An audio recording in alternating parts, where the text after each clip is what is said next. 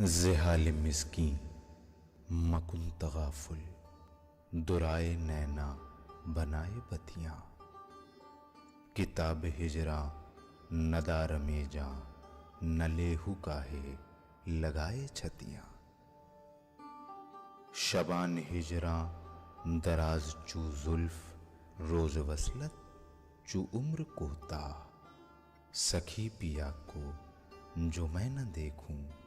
تو کیسے کاٹوں اندھیری رتیاں۔ ناظرین آداب، ڈی ڈی اردو کے خاص پروگرام جس کا نام ہے اردو شاعری کا بدلتا منظرنامہ، اس پروگرام میں رضا حیدر آپ سبھی کا استقبال کرتا ہوں۔ ہیں اور بھی دنیا میں سخنور بہت اچھے، کہتے ہیں کہ غالب کا ہے انداز بیاں اور۔ ناظرین، ہم آج بات کریں گے ایک ایسے شاعر کی زندگی اور شاعری کے اوپر جس پر پوری اردو دنیا کو ناز ہے۔ نہ صرف اردو دنیا کو ناز ہے بلکہ ہمارا ملک، ہماری تہذیب، ہمارا کلچر اور ہماری سبھیتا بھی جس پر فخر کرتی ہے۔ جی ہاں، میری مراد ہے اسد اللہ خان غالب سے۔ ناظرین، جب ہم غالب کی بات کرتے ہیں تو غالب کی شاعری کی آفاقیت کی بھی بات ہوتی ہے، غالب کے شاعری کی اعجاز کی بھی بات ہوتی ہے۔ ان تمام پہلوؤں پر ہم بات کریں گے اور ہمارے ساتھ آج گفتگو کے لیے موجود ہیں ہمارے دو خاص مہمان جن کا میں تعارف کرا دوں۔ ہمارے پہلے مہمان ہیں پروفیسر خالد محمود صاحب، جو کسی بھی طرح سے اردو دنیا میں تعارف کے محتاج نہیں ہیں، جامعہ ملیہ اسلامیہ سے وابستہ ہیں، کئی کتابوں کے مصنف ہیں اور غالب کے اوپر آپ اتھارٹی ہیں۔ ہمارے دوسرے مہمان ہیں پروفیسر مدی الرحمان صاحب، جو علی گڑھ مسلم یونیورسٹی کے شعبہ انگریزی سے وابستہ ہیں۔ غالب کے اوپر، ہماری تہذیب کے اوپر، کلچر کے اوپر اور خاص طور پہ جو مشترکہ تہذیب ہے اس کے اوپر آپ کی بہت گہری نظر ہے۔ غالب ہماری شعری دنیا کا ایک ایسا شاعر ہے کہ جس پر بے شمار کتابیں لکھی گئیں، ہزاروں کی تعداد میں جس پر مضامین آ چکے ہیں، دنیا کی ہر بڑی زبان میں کلام غالب کا ترجمہ ہو چکا ہے۔ لیکن آج بھی ہمارا ادیب، ہمارا شاعر، ہمارا محقق جب غالب کے اوپر بولنے کے لیے کھڑا ہوتا ہے، غالب پر لکھنے کے لیے آمادہ ہوتا ہے، تو کچھ نئی باتیں، کچھ نئی تعبیریں، کچھ نئی تعویلیں کلام غالب میں تلاش کر لیتا ہے، اور یہی غالب کے کلام کا اعجاز ہے، یہی غالب کے کلام کی آفاقیت ہے۔ تو آئیے اسی آفاقیت کو ڈسکور کرنے کے لیے ہم اپنے ان دونوں مہمانوں سے گفتگو کرتے ہیں غالب کی شاعری کے اوپر، ان کے عہد کے اوپر اور ان کی زندگی کے اوپر۔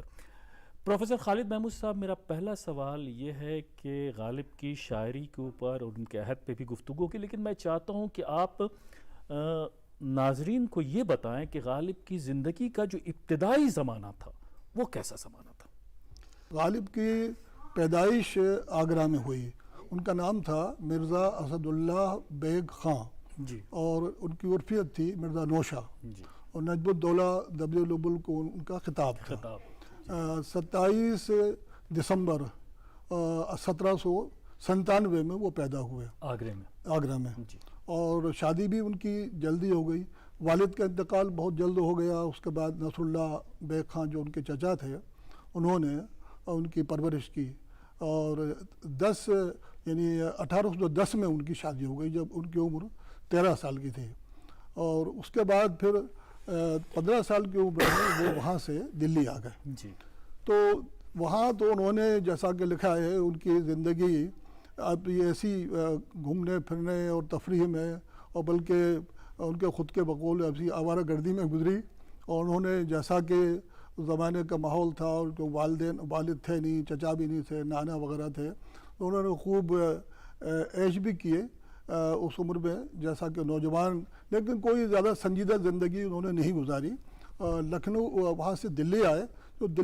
دلی کا اگرچہ سیاسی ماحول تو زوال آمادہ تھا، بلکہ زوال آمادہ کیا کافی، سنتے ہیں کہ 13 یا 14 سال کی عمر میں 15 سال کی عمر میں وہ دلی آئے۔ تو دلی میں اس وقت بہت بڑے بڑے اہم لوگ، یعنی بڑے بڑے شاعر جو ان کے ہم عصر رہے، جن میں کہ شیفتہ ہیں، مومن ہیں، ذوق ہیں، شاہ نصیر ہیں، یہ بہت اہم لوگ ان کے ہم عصر تھے، ان کے ہم عمر تھے، اور اس کے علاوہ اور بھی بڑی بڑی ایسی ہستیاں موجود تھیں وہاں پر، جس میں کہ حکیم احسن اللہ خان، امام بخش صہبائی، سرد الدین آزردہ، کافی اہم لوگ تھے۔ تو دلی میں ایک تہذیب تھی، زندہ تھی، اور ادب جو ہے وہ بہت اس کا اعلیٰ و عرفہ مقام تھا۔ اس ماحول میں آنے کے بعد غالب کو بڑا فائدہ ہوا دلی آنے سے۔ اچھا، وہاں آتے ہی شاعری کا شوق ان کو بچپن سے تھا، 9 سال کی عمر سے انہوں نے وہاں شعر کہنا شروع کر دیے تھے، لیکن جب دلی پہنچے تو ان پر اچھا غالب کی چونکہ فطرت میں کچھ نہ کچھ نیا کرنے کا جذبہ تھا ہمیشہ، یعنی دنیا سے جو راستہ پرانے راستوں پہ چلنے کا انہوں نے کبھی بھی خیال نہیں کیا، بلکہ ہر چیز کو چھوڑ کر اپنا نیا راستہ، نئی راہ بنائی۔ اور جو زمانے کے اندر جو روایتی شاعری تھی، یا اس کے یہاں تک کہ جو ان کے استعارے تھے، تشبیہات تھیں جو چلی آ رہی تھیں برسا برس سے، اس سے انہوں نے انحراف کیا، اور ان کو ایک شخص ایسا نظر آیا کہ جس کی طرف ان کی طبیعت مائل ہوئی، مرزا بیدل فارسی میں۔ تو مرزا بیدل کو انہوں نے پڑھا تو ان کو ایسا محسوس ہوا کہ یہ یعنی ان کے اندر ایک دم رچ بس گئے مرزا بیدل، انہوں نے انہی کے انداز میں شعر کہنا ان کا رنگ جو ہے پوری طرح سے اپنا میں لیا۔ ان کی شاعری کے اوپر آپ سے گفتگو کروں گا۔ مدی الرحمان صاحب، وہ جو دور تھا 18 سینچری، 18ویں صدی کا دور، وہ ہر اعتبار سے بڑا اہم دور تھا، ادبی اعتبار سے بھی، سیاسی اعتبار سے بھی، سماجی اعتبار سے بھی۔ اس دور کے بارے میں آپ کچھ اختصار کے ساتھ روشنی ڈالیں۔ مغلیہ سلطنت جو تھی وہ زوال پذیر تھی، 18ویں صدی 19ویں صدی۔ جو اس کا پیک پوائنٹ تھا، جو اس کا معراج تھا، وہ گزرے وقت کی بات ہو گئی تھی، ڈھلان پر تھی، طاقت محدود ہوتی جا رہی تھی، لال قلعے تک دھیرے دھیرے دھیرے دھیرے وہ سمٹ گئی تھی، لیکن اس کے ساتھ ساتھ ادبی طور پر بڑا گہما گہمی کا دور تھا۔ جی، بڑے بڑے، جیسا خالد صاحب فرما رہے تھے، بڑے بڑے شعراء اس وقت، اور بہت نئی نئی چیزیں اس وقت جو ہے وہ ایکسپیریمنٹس ایک طرح سے ادب میں ہو رہے تھے، نئی راہیں تلاش کی جا رہی تھیں، داستان گوئی کی طرف۔ اب یہ بھی کہا جاتا ہے کہ جو سیاسی، کہا جا سکتا ہے کہ جو سیاسی حالات تھے، یا جو معاشی حالات تھے، یا جو ایک طرح سے گراوٹ آ رہی تھی مسلمانوں کی خاص طور سے زندگی میں، سماجی زندگی میں، اس سے ایک طرح کا فرار جی، ادب کی طرف کہ سب طرف سے کہ چھوڑو یہ تو سب ہوتا رہتا ہے، یہ اصل جو خوبصورتی ہے یا جو اصل چیز ہے وہ ادب ہے، وہ شاعری ہے، وہ اس کی طرف تو فرار بھی ہو سکتا ہے، لیکن بہرحال بڑا ادب اس وقت کریٹ ہوا، وہ وجود میں آیا، اور وہ آج تک، جیسا آپ فرما رہے تھے اپنے تمہیدی جو اس میں، کہ اس کے اثرات آج تک ہمیں ہیں، دکھائی چاہے وہ دیتے ہیں۔ غالب ہوں یا وہ مومن ہوں یا وہ میر ہوں یا وہ درد ہوں، جو بھی ہو، ان کے اثرات آج تک اردو ادب پر ہی نہیں بلکہ ہندوستان کے ادب کے اوپر ان کے اثرات دکھائی۔ تو وہ دور، اس کے بارے میں ہم کچھ اور، چونکہ 1857 کو بھی غالب نے اپنی آنکھوں سے دیکھا، اس پر بھی ہم کچھ آپ سے گفتگو کریں گے۔ خالد محمود صاحب، آپ نے جو بات جہاں سے ختم کی تھی کہ وہ دلی آ گئے اور ایک ماحول ملا، اور ان کے بارے میں کہا جاتا ہے کہ بہت ہی کم عمر میں انہوں نے اپنے دیوان کو مکمل کر لیا تھا۔ تو وہ جو پورا ایک زمانہ تھا دیوان کے ختم کرنے کا، اور کلام پوری طرح، حالانکہ ان کا فارسی کلام جو ہے وہ تو بہت طویل عرصے تک جاری رہا، اور 1857 کے بعد بھی انہوں نے کہا، لیکن اردو کلام کے بارے میں کہا جاتا ہے کہ 20 یا 22، کچھ لوگ 24 سال کی عمر تک کہتے ہیں کہ ختم ہو گیا۔ جی، آپ نے صحیح فرمایا۔ ابتدائی انہوں نے آغاز تو اردو شاعری سے ہی کیا، اور جیسا کہ میں نے پہلے عرض کیا تھا کہ ان پر پورے اثرات مرزا بیدل کے رہے، اور خود انہوں نے لکھا ہے اپنے خطوط میں کہ 15 سال سے اور 25 سال کی عمر تک انہوں نے ایک پورا دیوان تیار کر لیا، اور اس کے بعد وہ اتنا، یعنی اس کی وجہ سے وہ جو دیوان تھا، چونکہ اثرات مرزا بیدل کے تھے، کہ وہ اتنی زیادہ دشوار گزار، اتنا مشکل پسند تھا طبیعت ان کی، کہ اس کا کہ لوگوں نے قبول نہیں کیا، اس کا مذاق اڑا۔ کافی ایسے شعر کہے گئے جو کہ ان کے لیے ایک مذاق خیز نظر آئے سب کو، کلام امیر سمجھے یا زبان میرزا سمجھے، مگر اپنا کہا یا آپ سمجھے یا خدا سمجھے، اس طرح کے طنز بھی ان پر کیے گئے، اور اسی طریقے سے لوگوں نے بہرحال اس رنگ کو قبول نہیں کیا۔ ان کے دوستوں نے مشورہ کیا کہ بھائی یہ جو کچھ آپ کہہ رہے ہیں یہ تو لوگ جو ہیں ان کے سمجھ میں آتا ہی نہیں ہے. تو اس کو آپ تبدیل کیجئے تو محمد حسین آزاد نے لکھا ہے کہ انہوں نے اپنا دیوان جو ہے وہ ان کے فضل حق خیر آبادی اور مرزا خانی جو وہاں کے کوتوال تھے ان کے حوالے کر دیا. تو انہوں نے ان کے جو اشعار القط کر دیے, نکال دیے, وہ سارے کے سارے انہوں نے حذف کر کے اور یہ اعلان کر یہ کہہ دیا کہ میرے نام سے ان اشعار کو منسوب نہ کیا جائے. پھر انہوں نے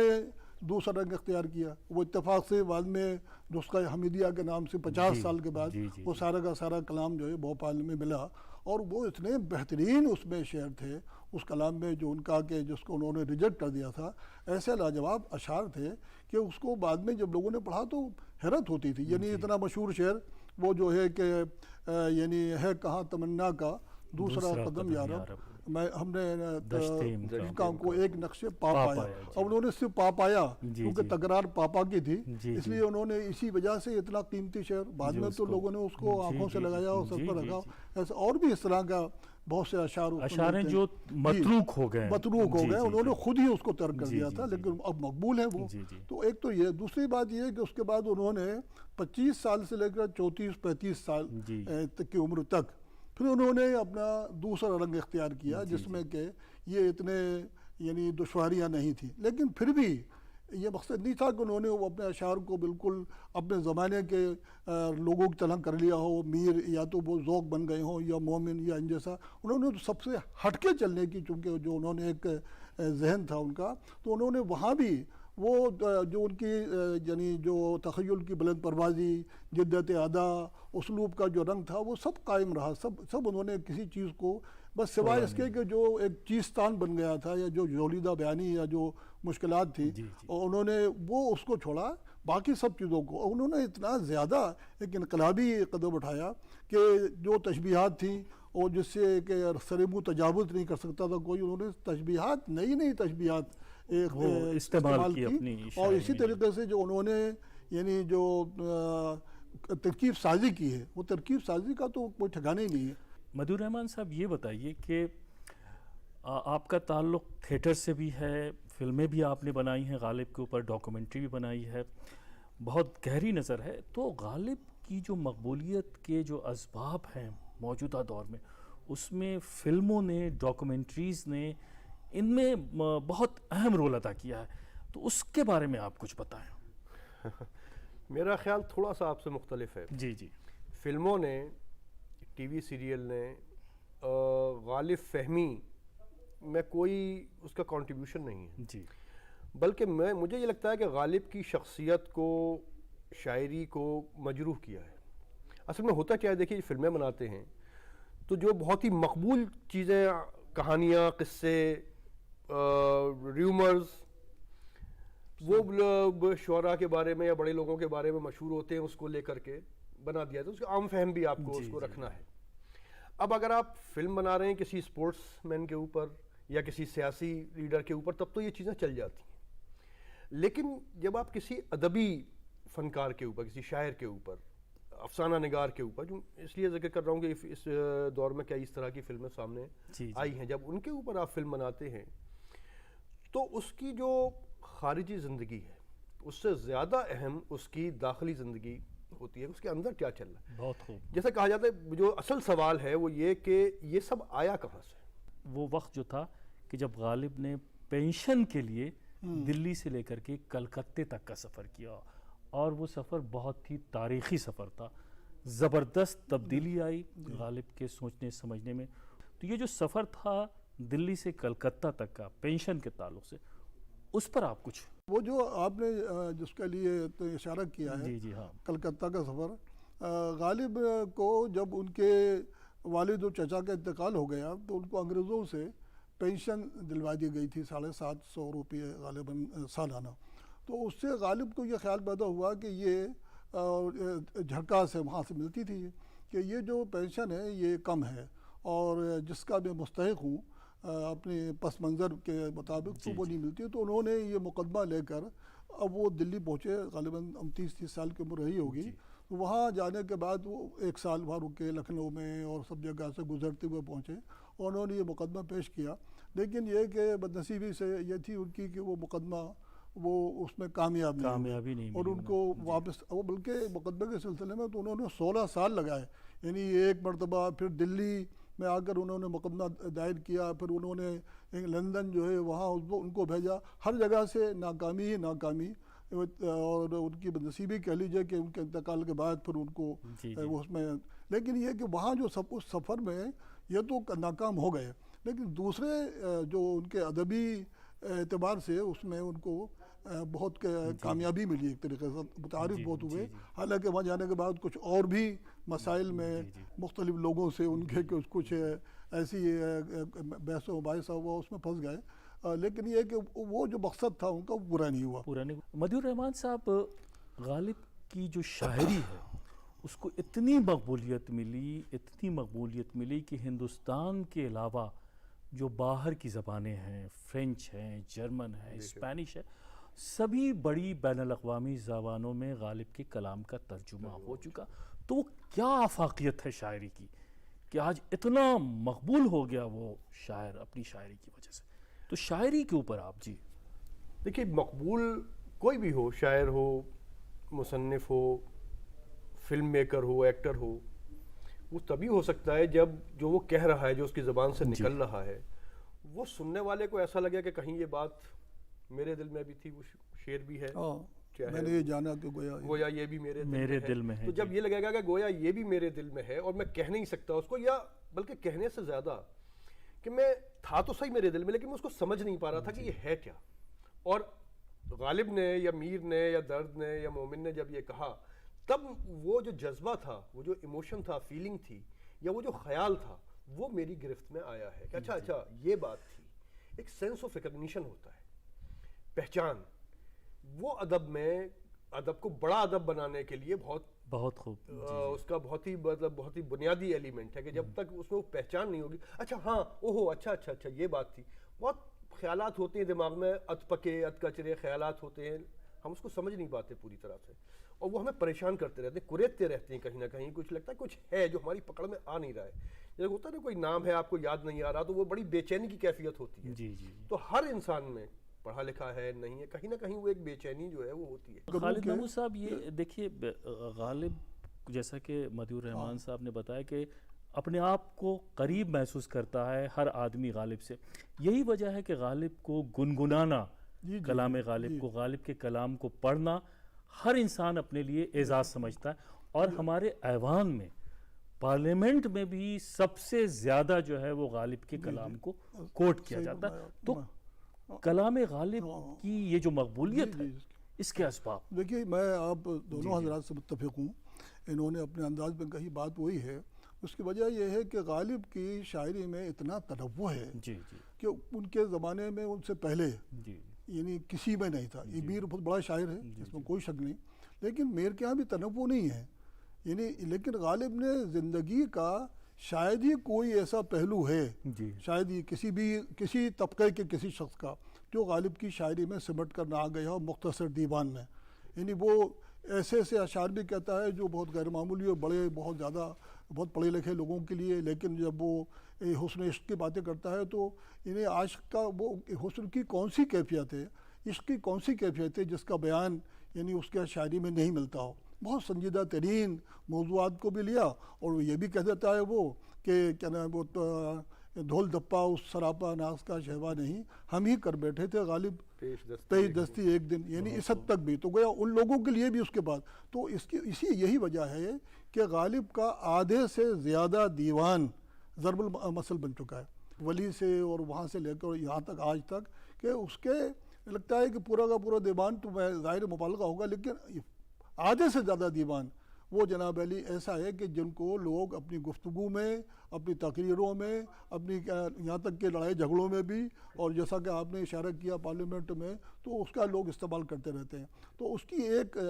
تو وجہ یہ ہے۔ دوسری بات یہ ہے کہ غالب نے جو خود کہا ہے وہی شعر، میں نے یہ جانا کہ گویا اچھا دیکھنا تقریر کی لذت کہ جو اس نے کہا، میں نے یہ جانا، تو اس میں غالب نے اشارہ کیا تقریر کی لذت، یعنی وہ انداز بیان ہے ان کا۔ تو گویا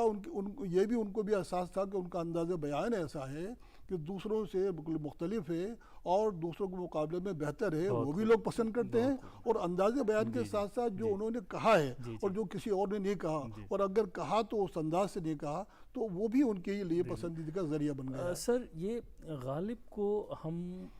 مشترکہ تہذیب، کمپوزٹ کلچر کا ایک بہت بڑا علم بردار کہتے ہیں، کہا جاتا ہے سمبل ہے، جی اس کے پیچھے وجہ کیا؟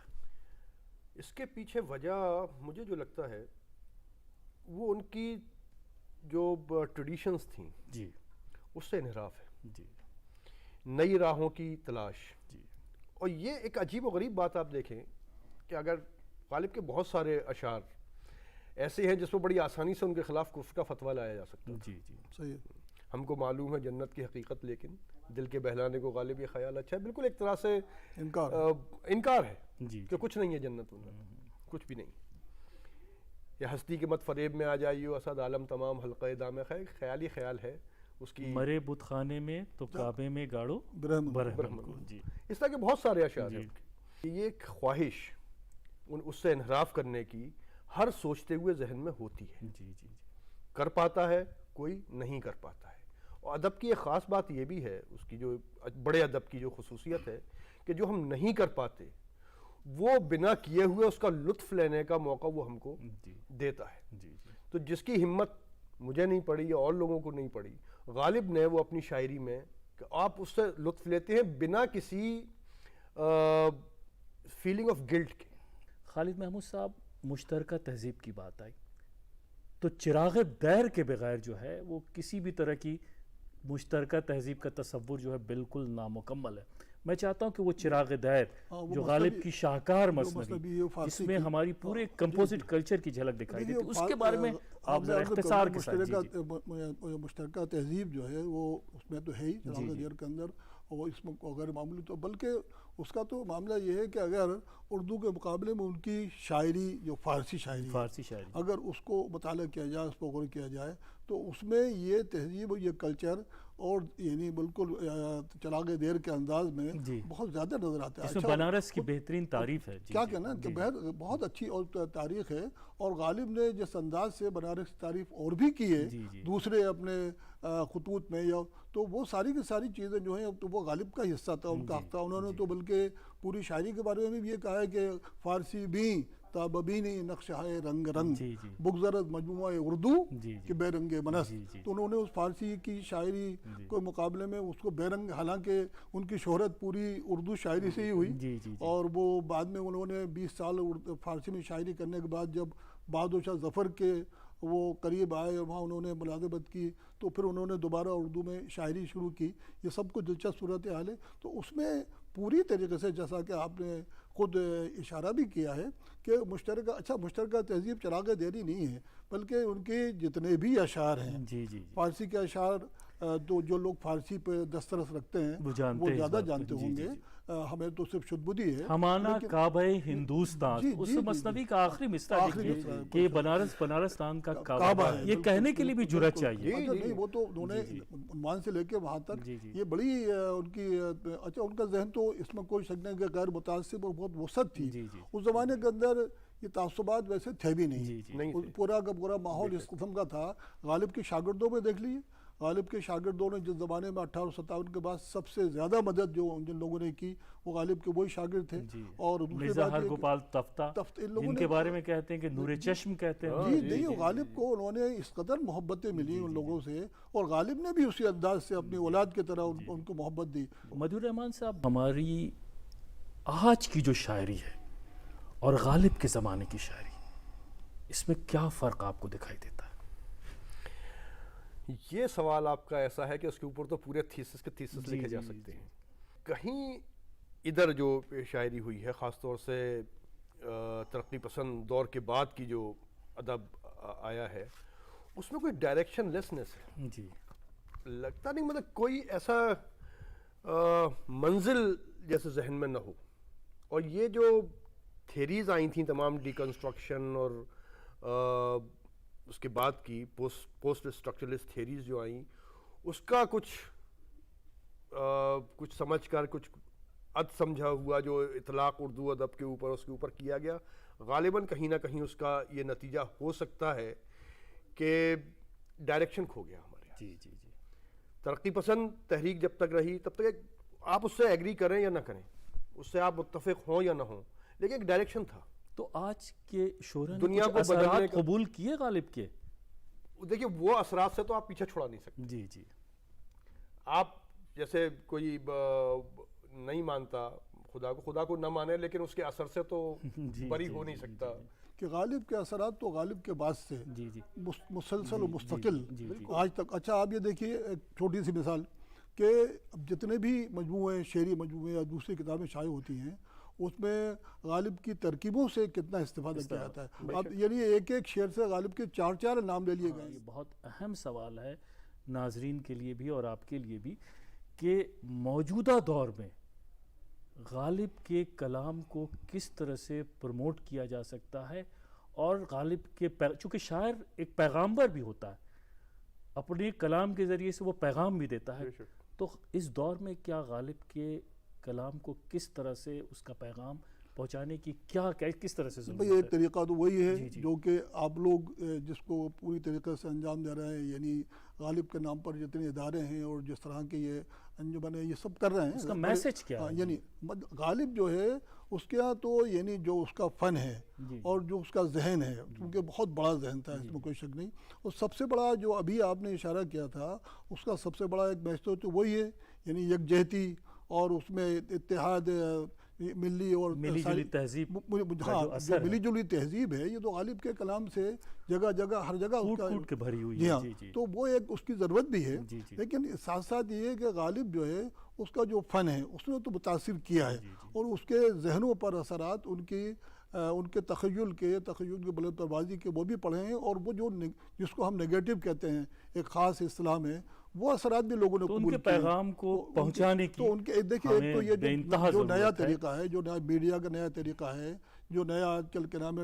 جو ٹیکنک چل رہی ہے، سوشل میڈیا، اس سب کے ذریعے سے حالانکہ سوشل میڈیا پہ غالب بہت کوٹ کیے جاتے ہیں، بہت کوٹ کیے جاتے ہیں، حالانکہ اس میں کچھ اس طرح سے کچھ غلطیاں بھی ہوتی ہیں، غالب غالب کہا ہی نہیں، غالب کو ان سے منسوخ کر بلکہ کے یہ کہا اڑا دیا جاتا ہے کہ آج اگر کل کسی شاعر کا شعر نہ سمجھ میں آ تو رہا غالب ہو تو غالب کے نام سے یہ منسوخ ایک کر دو۔ غالب کو بہت غالب کے اشعار بہت یہ بہت شکریہ۔ مفید ہے۔ تو آپ نے دیکھا ناظرین کہ غالب ہمارا ایک ایسا شاعر ہے کہ جس پر جتنی بھی گفتگو کی جائے